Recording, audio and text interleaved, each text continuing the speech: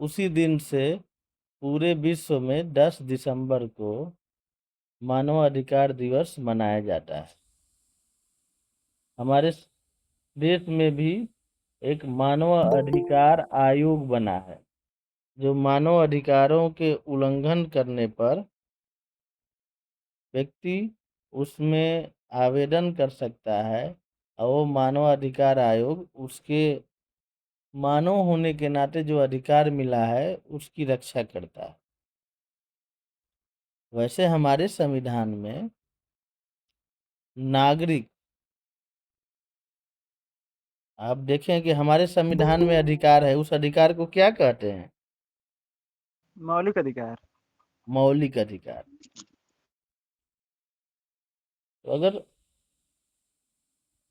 सबसे पहले हम ये जानने की कोशिश करेंगे, मौलिक अधिकारों को तो जानेंगे, सबसे पहले ये जानेंगे कि मानव अधिकार होता क्या है। तो हमने ये बताया था कि सबसे पहले मानव तो छोड़ दीजिए, अधिकार क्या होता है। दो शब्द है, एक मानव और उसका अधिकार, मानव अधिकार। तो अधिकार क्या होता है? तो मैं जब अधिकार पढ़ा रहा था तो उसमें दो परिभाषा बताया था, एक लास्की का और दूसरा बोसांके का। लास्की ने कहा कि अधिकार वह परिस्थिति है, वह कंडीशन है जिसके अभाव में व्यक्ति अपने व्यक्तित्व का संपूर्ण विकास नहीं कर सकता। अगर व्यक्ति को वह अधिकार न दिया जाए तो व्यक्ति अपने व्यक्तित्व, पर्सनालिटी का, अर्थात जो उसके अंदर छिपी प्रतिभा का, उन प्रतिभाओं को निखार संवार नहीं सकता। तो अधिकार वह परिस्थिति, वह वातावरण प्रदान करता है जिसमें व्यक्ति अपने व्यक्तित्व का संपूर्ण विकास कर सकता है। ये तो परिभाषा लास्की का था। दूसरा हमने बताया था बोसांके की परिभाषा, कि अधिकार वह मांग है या व्यक्ति की इच्छा है जिसे समाज स्वीकार करे और राज्य उसे लागू करे। तो हमने उदाहरण दिया था कि जैसे शिक्षा का अधिकार, तो शिक्षा का अधिकार व्यक्ति की हर इच्छा, हर व्यक्ति अंदर से चाहता है कि वो पढ़े। समाज इस इच्छा का सम्मान भी करता है, स्वीकार भी करता है, और राज्य देखेंगे, राज्य इसको लागू भी करता है। हमारा जो राज्य है, अनुच्छेद 21 ए में शिक्षा को मौलिक अधिकार घोषित कर दिया है कि हर व्यक्ति को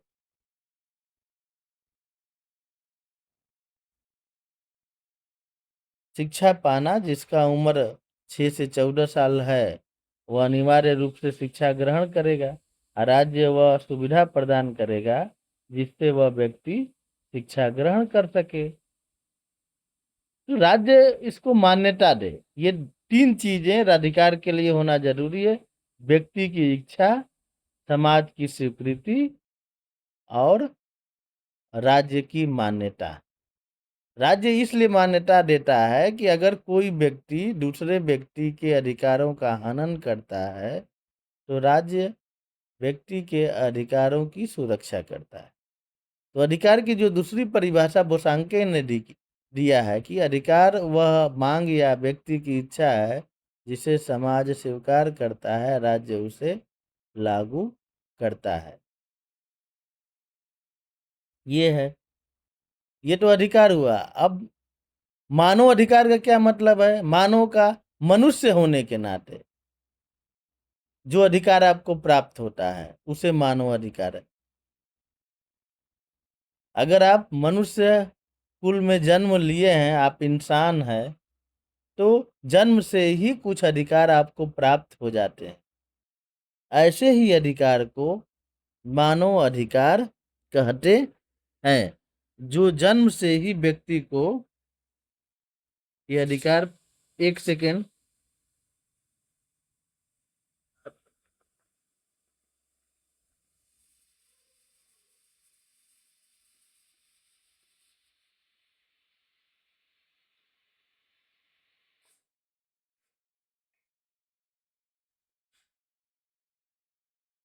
तो हमने दो चीज बताया,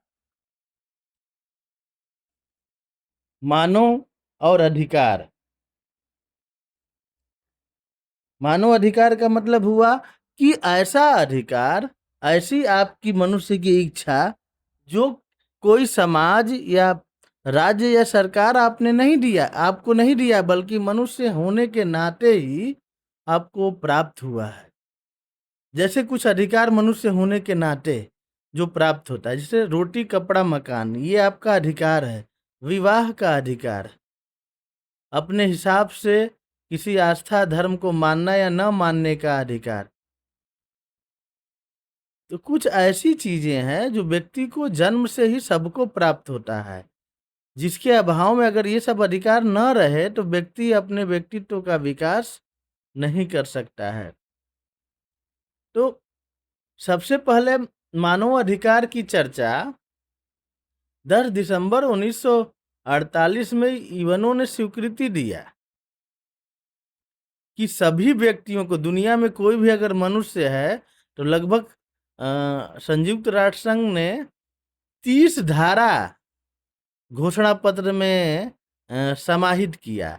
मतलब 30 तरह के अधिकार जो है समाहित किया है, जो मानव अधिकार है, जिससे व्यक्ति को मनुष्य होने के नाते प्राप्त होता है। तो एक तो ये बात है। दूसरा, अगर भारत को देखेंगे या भारत के संविधान को देखेंगे तो हमारे यहाँ 6 मौलिक अधिकार है।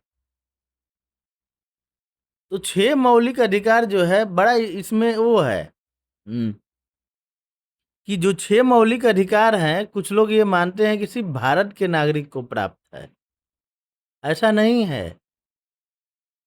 कुछ मौलिक अधिकार हैं जो सिर्फ भारत के नागरिक को प्राप्त है, लेकिन कुछ मौलिक अधिकार ऐसे हैं जो भारत का नागरिक हो या कोई विदेशी भी यहाँ है तो उसको भी वो अधिकार प्राप्त होता है। जो अनागरिक है, जो भारत का नागरिक नहीं है अर्थात विदेशी भी है, उसको भी वो फंडामेंटल राइट्स, मौलिक अधिकार प्राप्त होता है।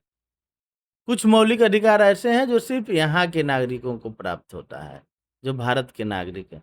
जैसे अनुच्छेद 19 स्वतंत्रता का अधिकार, ये सिर्फ भारत के नागरिक को अधिकार प्राप्त है कि कहीं भी बस जाने का अधिकार, जमीन लेके बोलने की स्वतंत्रता, संगठन बनाने की स्वतंत्रता, ये जो स्वतंत्रता है ये सिर्फ भारत के नागरिक को प्राप्त है, विदेशी को प्राप्त नहीं है। लेकिन समानता का अधिकार कि धर्म जाति लिंग, अनुच्छेद 14, भाषा के आधार पर किसी के साथ भेदभाव नहीं किया जाएगा। ये भारत का नागरिक हो या विदेशी हो, उसके साथ भी आप भेदभाव नहीं कर सकते। तो हमारे यहाँ मौलिक अधिकार भारत के नागरिक या विदेशी दोनों को प्राप्त है। तो एक तरह से कह सकते हैं कि भारत का मौलिक अधिकार मानव अधिकार है, उसमें समाहित है, क्योंकि उसमें मानव होने के नाते, मनुष्य होने के नाते अधिकार प्राप्त है। बहुत ऐसे अधिकार है जो मनुष्य होने के नाते दिया गया है। तो कुछ अधिकार जो है, आप मानव अधिकार के संबंध में कुछ विशेषता है।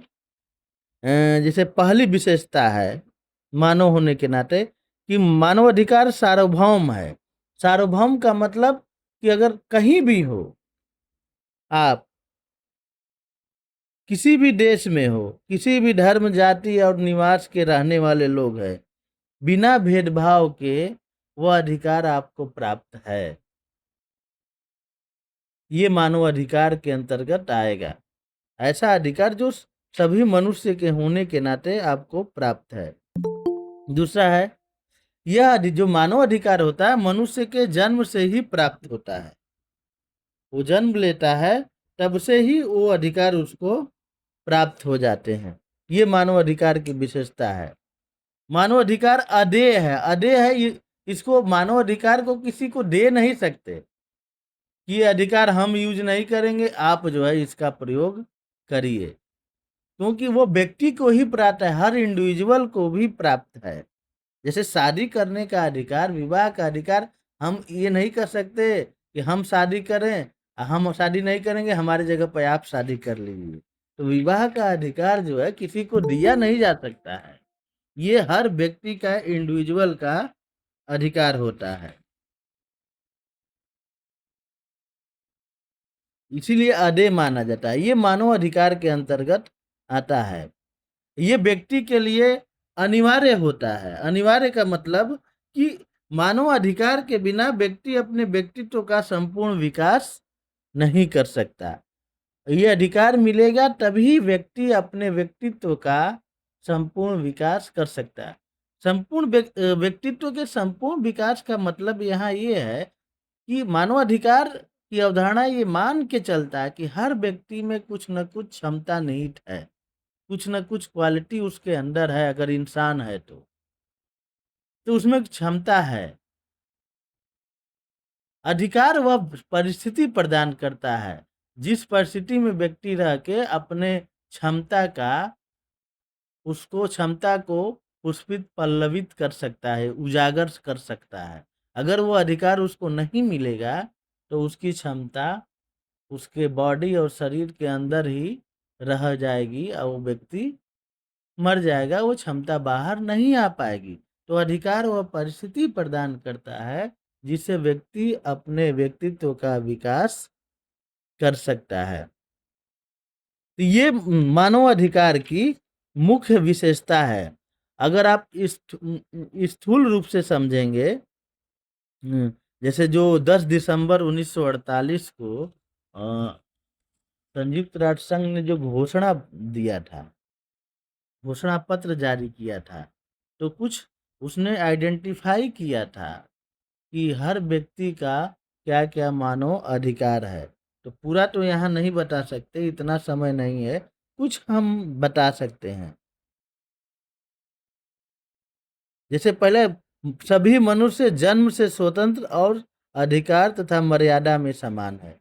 मतलब सभी मनुष्य बराबर हैं, जन्म से ही। ये है। फिर है कि जाति, रंग, लिंग, भाषा, धर्म और राज्य और राजनीतिक सामाजिक उत्पत्ति, जन्म अथवा अन्य किसी प्रकार के भेदभाव के बिना सबको समान स्वतंत्रता प्राप्त होगा।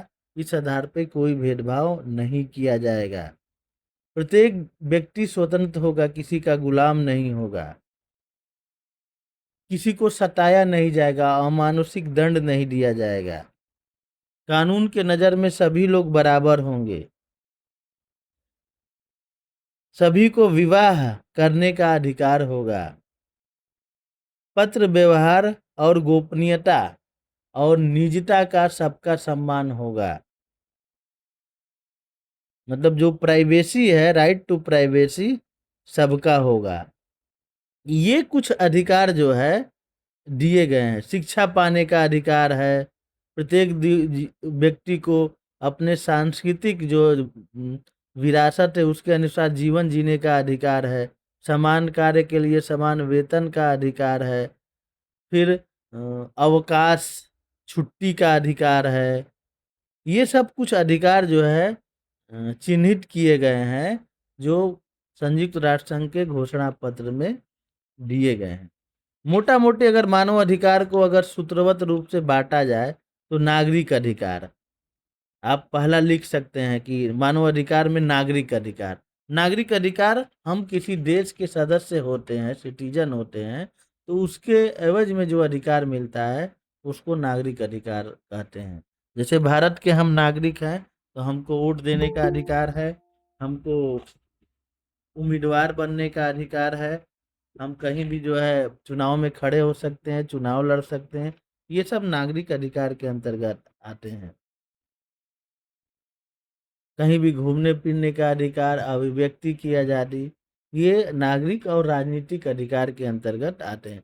आर्थिक अधिकार का मतलब ये है कि हमको रोटी, कपड़ा, मकान और काम का अधिकार होना चाहिए, जिससे हमारा जीवन सही पूर्वक बीत सके। गरीबी से छुटकारा पाना, ये आर्थिक अधिकार के अंतर्गत ये सब आता है। सामाजिक अधिकार के अंतर्गत मतलब है कि सामाजिक रूप से किसी के साथ महिला पुरुष होने के कारण या जाति के आधार पे, धर्म के आधार पे किसी के भेदभाव ना हो, सब समान हो, ये सामाजिक अधिकार है। सांस्कृतिक अधिकार का अंतर्गत होता है कि हम क्या खाते हैं, क्या पहनते हैं, ये हर व्यक्ति का इंडिविजुअल अधिकार है। कि हम किस रंग का कपड़ा पहनते हैं, हम जीन्स पहनते हैं कि टी-शर्ट पहनते हैं कि धोती पहनते हैं, कुर्ता पैजामा, ये हर व्यक्ति का सांस्कृतिक अधिकार है, वो अपनी इच्छा अनुसार पहन सकता है। हम वेज खाते हैं कि हम नॉन वेज खाते हैं, हम सब्जी खाते हैं कि हम जो है मीट खाते हैं, ये हर व्यक्ति का उसके कल्चर के हिसाब से जो है जीने का अधिकार है। ये मानव अधिकार के अंतर्गत आता है। तो ये मानव अधिकार का मतलब यही है कि हर व्यक्ति मनुष्य होने के नाते उसको ये अधिकार प्राप्त होता है। अब इसके संरक्षण के लिए पूरी दुनिया में मानव अधिकार एमनेस्टी इंटरनेशनल संस्था बनी है। हर देश जैसे भारत में मानव अधिकार आयोग बना है, जो राष्ट्रीय लेवल का है, राज्य स्तर के मानव अधिकार है। जहाँ-जहाँ मानव अधिकार का उल्लंघन होता है, आप जो है किसी नागरिक के साथ भेदभाव होता है, तो उसमें वो प्रार्थना पत्र दे सकता है कि हमारे अधिकारों का हनन हो रहा है। ये मूल बातें हैं मानव अधिकार के संदर्भ में। अब नेक्स्ट जो है हम लोग पढ़ेंगे जो है वो है नारीवाद। अंग्रेजी में फेमिनिज्म कहते हैं। अंग्रेजी में फेमिनिज्म बोला जाता है नारीवाद। नारीवाद की अवधारणा का विकास पितृसत्ता के धारणा के विरुद्ध विद्रोह के रूप में हुआ। पितृसत्ता के, पितृसत्ता का मतलब ये हुआ, पितृ मतलब पुरुष। पितृसत्ता व्यवस्था ये मानता है कि नारी में पुरुषों के समान बुद्धि या शारीरिक बल नहीं है। नारी या महिला पुरुष के संरक्षण में ही रह के या पुरुष के अधीन रह के ही अपना विकास कर सकती है। ये पितृसत्तात्मक सोच है। सत्ता जहाँ आता है, हम आगे सत्ता की अवधारणा पढ़ाए हैं आप लोगों को, तो सत्ता जहाँ आता है, सत्ता का मतलब ये होता है कि एक व्यक्ति आदेश देने वाला होता है और दूसरा व्यक्ति आदेश का पालन करना होता है। तो ये अगर संबंध है दो व्यक्तियों के बीच, वही सत्ता का अस्तित्व है। सत्ता में एक और तत्व है कि जो आदेश देने वाला होता है और जो आदेश का पालन करने वाला होता है। तो आदेश का जो पालन करने वाला होता है, सत्ता उसी को कहते हैं। पालन करने वाला व्यक्ति ये दिल से महसूस करता है कि जो व्यक्ति हमको आदेश दे रहा है, हम उसका पालन कर रहे हैं, ये हमारे हित में है, तो वो सत्ता है। अगर वो हित में नहीं है, डर से आदेश का पालन कर रहा है, तो वो सत्ता नहीं है, बल्कि वही शक्ति बन जाता है। तो हमने सत्ता के संदर्भ में आपको बताया था कि औचित्यपूर्ण शक्ति ही सत्ता है। औचित्यपूर्ण मतलब कि आदेश का पालन करने वाला व्यक्ति को लगता है कि आदेश का हम पालन करेंगे तो ये हमारे हित में है। तो पितृसत्ता का मतलब ये है कि सांस्कृतिक रूप से जो पुरुष है, ये महिला के मस्तिष्क में ये बैठा दिया गया है कि पुरुष जो आदेश देगा, महिला आदेश का पालन करेगी, तो ये महिला के हित में ही होगा कि उसको पुरुष के आदेश का पालन करना चाहिए। ये अगर कंसेप्ट है समाज में, तो यही पितृसत्तात्मक व्यवस्था है। इसी के खिलाफ जो आंदोलन हुआ, उसको नारीवादी आंदोलन कहते हैं।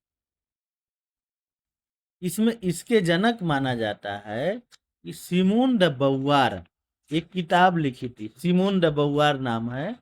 उन्होंने एक किताब लिखा था, सेकंड सेक्स। नारीवाद का एक तरह से जनक माना जाता है सिमोन द beauvoir को।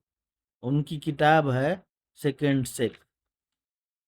उन्होंने माना कि जो पितृसत्तात्मक व्यवस्था है, तो पितृसत्तात्मक व्यवस्था जो लॉजिक दिया जाता है कि ईश्वर या गॉड या नेचर ने ही पुरुष को शक्तिशाली बनाया है और नेचर ने ही जो है महिला को बुद्धि और शारीरिक बल से कम बनाया है। तो इसलिए महिला को स्वाभाविक रूप से पुरुष के अधीन रह के ही काम करना चाहिए। सिमोन डे beauvoir ने कहा कि ये गलत है। पुरुष और स्त्री के बीच बुद्धि और शारीरिक बल में जेनेटिक रूप से कोई अंतर नहीं होता है, दोनों बराबर हैं।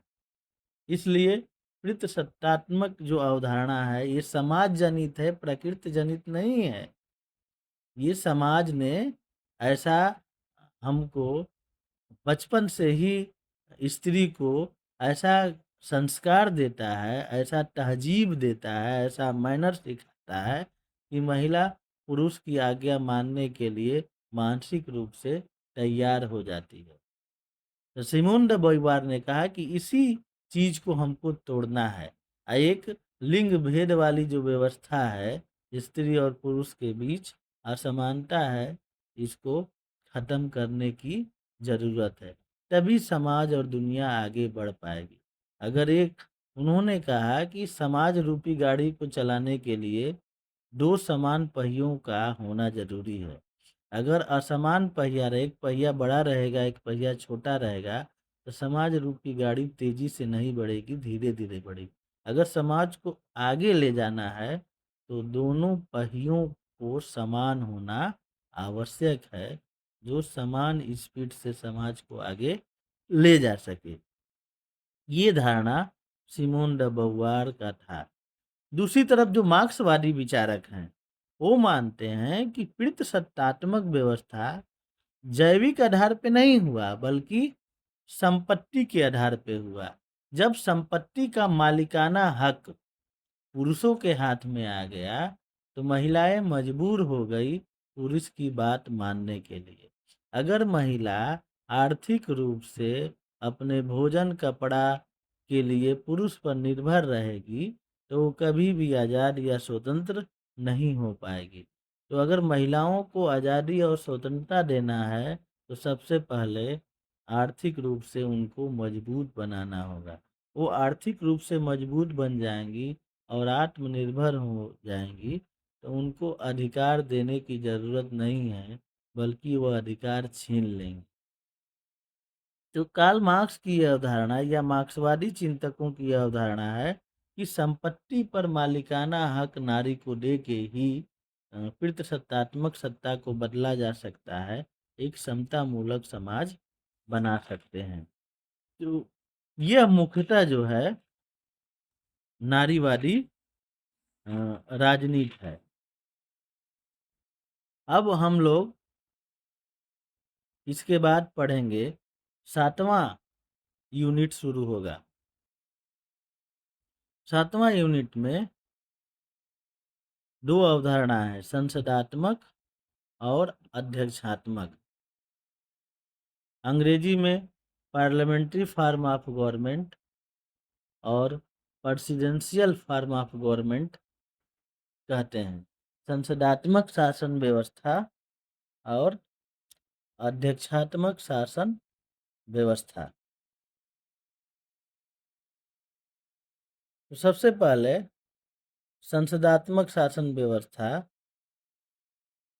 जो भारत में भी है और भारत ने ब्रिटेन से नकल किया था, संसदात्मक शासन व्यवस्था, संसदीय शासन व्यवस्था, पार्लियामेंट्री फॉर्म ऑफ गवर्नमेंट।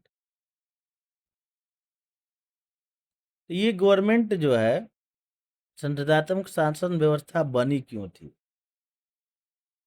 तो सबसे पहले हम परिभाषा पढ़ेंगे कि संसदात्मक शासन व्यवस्था की परिभाषा क्या है। तो संसदात्मक शासन व्यवस्था उस शासन व्यवस्था को कहते हैं जहां कार्यपालिका और व्यवस्थापिका में घनिष्ठ संबंध होता है। समझ में आया? अगर कोई पूछे कि संसदात्मक शासन व्यवस्था क्या है, तो इसका अर्थ ये है कि जहां कार्यपालिका और व्यवस्थापिका में घनिष्ठ और अटूट संबंध होता है, उसे संसदात्मक शासन व्यवस्था कहते हैं। अगर इसका उल्टा अध्यक्षात्मक शासन व्यवस्था किसे कहते हैं? तो जहां कोई संबंध नहीं होता, अर्थात कार्यपालिका और व्यवस्थापिका में कोई संबंध नहीं होता, उस शासन व्यवस्था को अध्यक्षात्मक शासन व्यवस्था कहते हैं।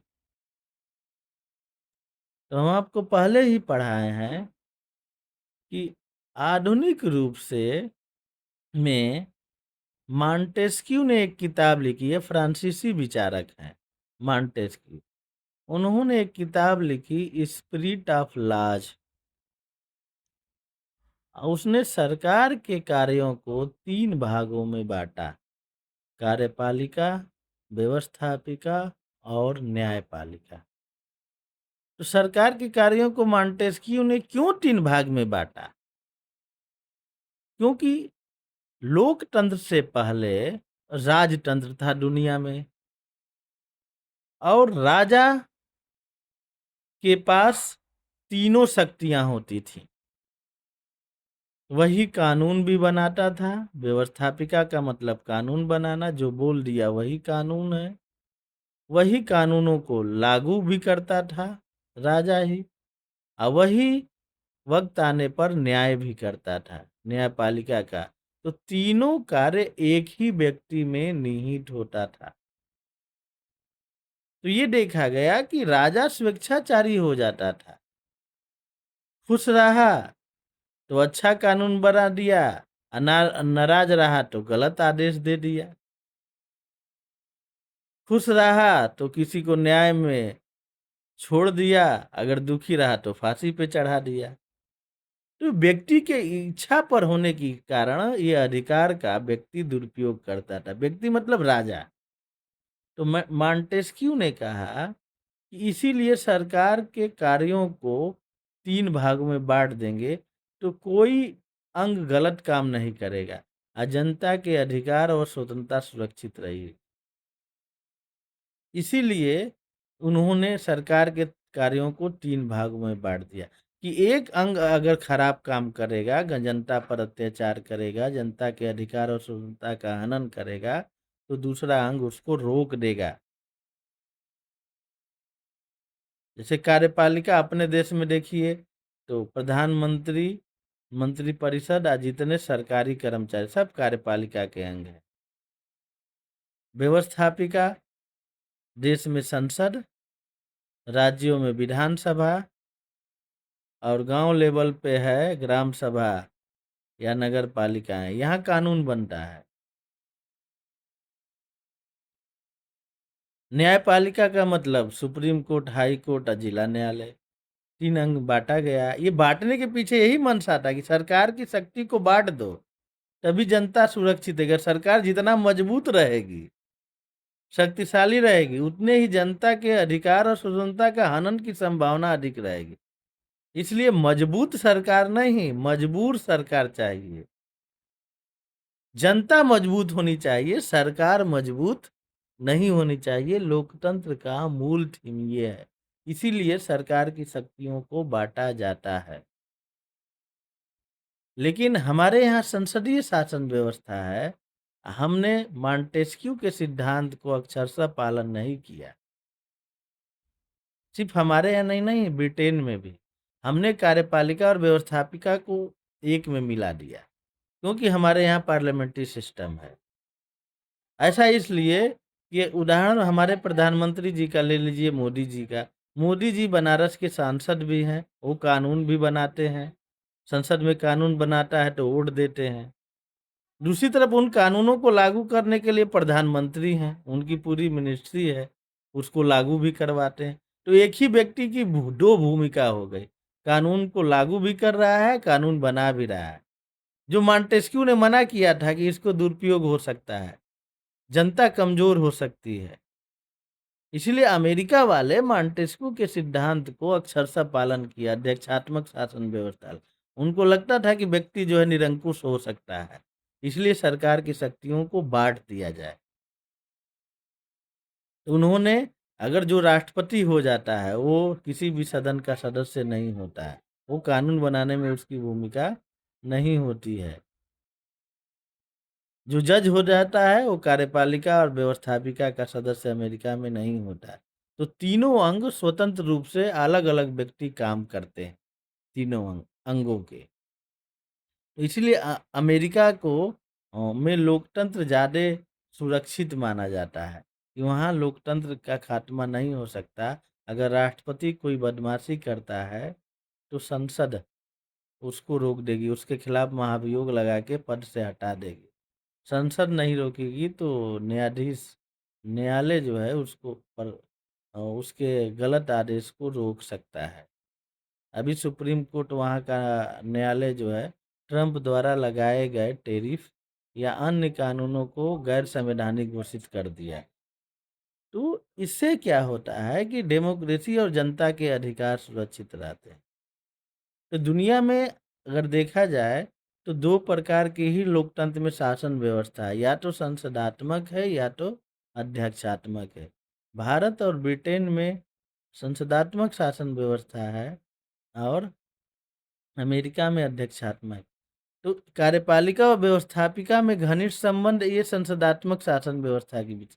एक और संसदात्मक शासन व्यवस्था की विशेषता है कि यहाँ कार्यपालिका के 2 प्रमुख होते हैं। एक वास्तविक और दूसरा नाम मात्र का।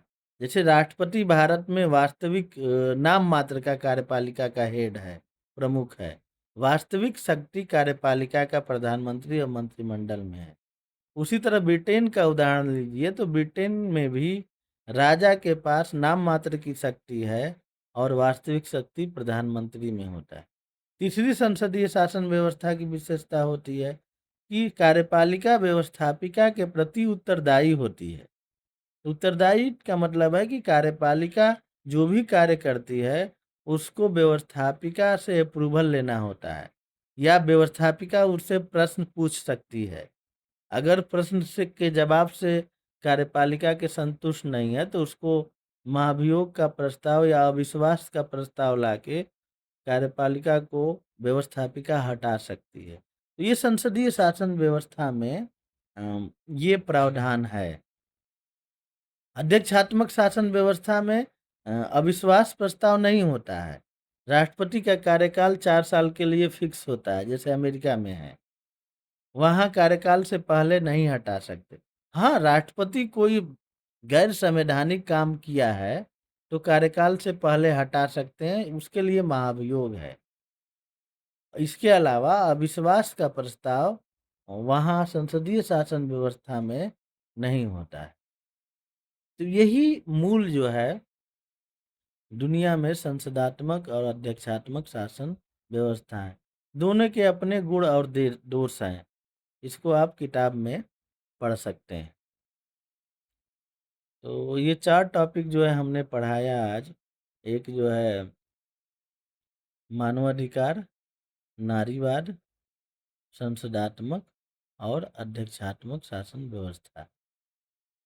अब नेक्स्ट जो है हम पढ़ाएंगे कल संघात्मक और एकात्मक शासन। नेक्स्ट होगा संघात्मक और एकात्मक शासन और राजनीतिक दल और दबाव समूह और लोकमत। ये बाकी अभी रहा है, ये नेक्स्ट जो है हम लोग पढ़ाएंगे। तो अब रखें, कुछ पूछना है? हैं? हेलो,